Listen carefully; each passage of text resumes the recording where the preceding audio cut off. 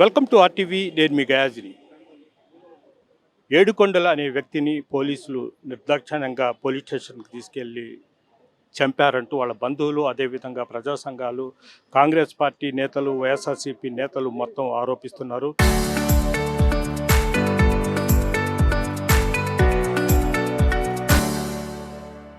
అయితే ప్రస్తుతం దీని మీద గూడూరు ప్రభుత్వ ఆసుపత్రి మీద పెద్ద ఎత్తున ఆందోళన కూడా జరుగుతుంది. దీని మీద మాట్లాడేందుకు కాంగ్రెస్ పార్టీ జిల్లా అధ్యక్షుడు కిరణ్ కుమార్ రెడ్డి మనతో ఉన్నారు. ఆయనతో మాట్లాడారు. సార్, అసలు ఏం జరిగింది అనుకుంటున్నారు? మీకు ఎలాంటి సమాచారం ఉంది?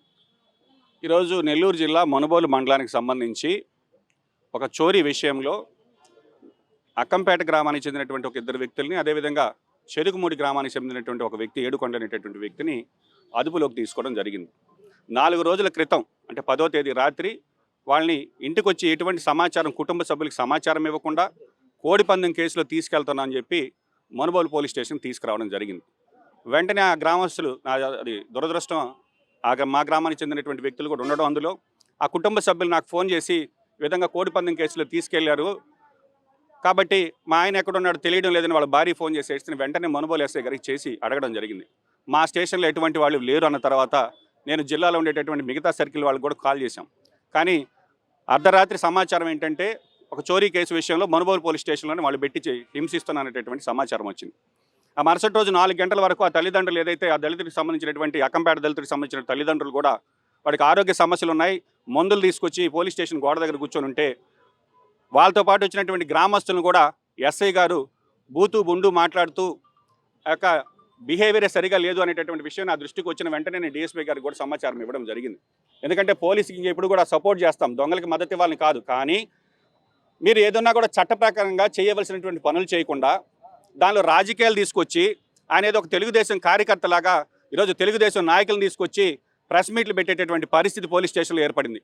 ఈరోజు స్పష్టంగా కాంగ్రెస్ పార్టీ తరఫున డిమాండ్ చేస్తున్నాం, మీరు ఆ వ్యక్తులకు సంబంధించినటువంటి ఆ చోరీ కేసులో రికవరీ కంప్లీట్ అయ్యి స్టేషన్ బెయిల్ ఇచ్చి పంపించేసిన తర్వాత మళ్ళీ వాళ్ళని ఎందుకు పట్టుకురావాల్సి వచ్చింది? లేదు, మీరు పట్టుకొచ్చేటప్పుడు కనీసం ఆ చెరుకుమూడి ఏడుకొండలు నేను అవమానం భరించలేక నేను ఆత్మహత్య చేసుకుంటున్నాను, నేను పురుగుల మందు తాగున్నాను చెప్పినా కూడా కనీసం పట్టించుకోకుండా వాళ్ళకి 108 కానీ అటువంటిది ఎటువంటి సదుపాయం లేకుండా ఒక ప్రైవేటు వ్యక్తుల కారులో తీసుకొచ్చి ఈరోజు ఆ చావుకు కారణమైనటువంటి పోలీసులందరిపైన కూడా చట్టపరమైనటువంటి చర్యలు తీసుకోవాలి. ఆ బాధిత దళిత కుటుంబానికి సంబంధించి ఆ ఎస్సీ ఎస్టీ కేసు నమోదు చేసి ఆ బిడ్డలకు న్యాయం చేయాలి. ఈరోజు నెల్లూరు జిల్లాలో కావచ్చు, రాష్ట్రంలో కావచ్చు, పోలీసులు ఏమి చేసినా, శవాల్ని మాయం చేసినా, శవాల్ని బూడిద కూడా తల్లిదండ్రులకు ఇవ్వకుండా చేసినా కూడా ఈ రాష్ట్రంలో ఏమి జరగలేనటువంటి ఒక సందేశం రాబట్టే ఇలాంటి ఎస్ఐలు తయారయ్యారు.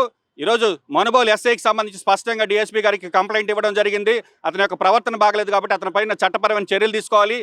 ఇంకొకటి ఏంటంటే, ఇంత జరిగిన తర్వాత కూడా రాత్రి మళ్ళీ అక్కంపేటకు వచ్చి ఇంకొక కుర్రోడి దగ్గర రికార్డులన్నీ మార్పించి మొత్తం కూడా మాయ చేసి వాడి దగ్గర స్టేట్మెంట్లు మార్పించి వాడి దగ్గర వీడియోలు రికార్డ్ చేసి ఈరోజు ఆ కుర్రోడిని రాత్రి మళ్ళీ అరెస్ట్ చేసి తీసుకొస్తే ఈరోజు పోలీస్ స్టేషన్ లేడు.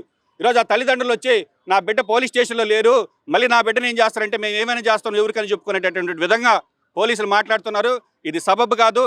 చట్టానికి ఎవరు కూడా ఈరోజు రాజ్యాంగానికి, చట్టానికి అతీతులుగా ప్రజలను చంపేటటువంటి హక్కు మీకు ఇవ్వలేదని కాంగ్రెస్ పార్టీ తరఫున డిమాండ్ చేస్తున్నాం.